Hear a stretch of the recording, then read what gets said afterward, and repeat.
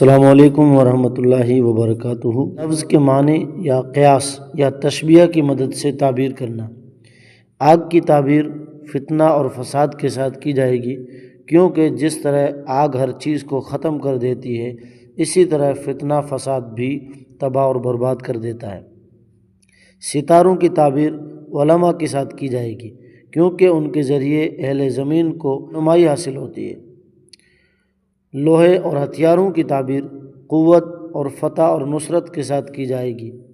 بدبو کی تعبیر خوشبو کے برعکس ہوگی۔ سانپ سے دشمن یا بدعتی شخص مراد لیا جائے گا۔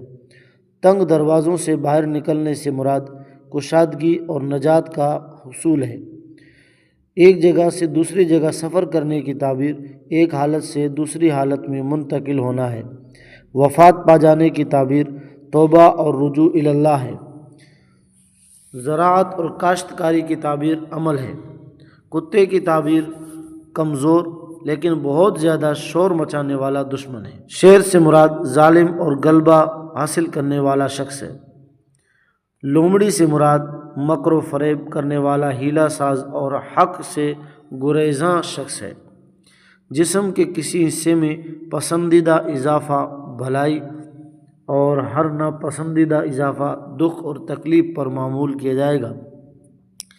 کسی بھی قسم کی بلندی پر چڑھنا پسندیدہ قرار دیا جائے اور بلندی سے نیچے اترنا ناپسندیدہ سمجھا جائے گا۔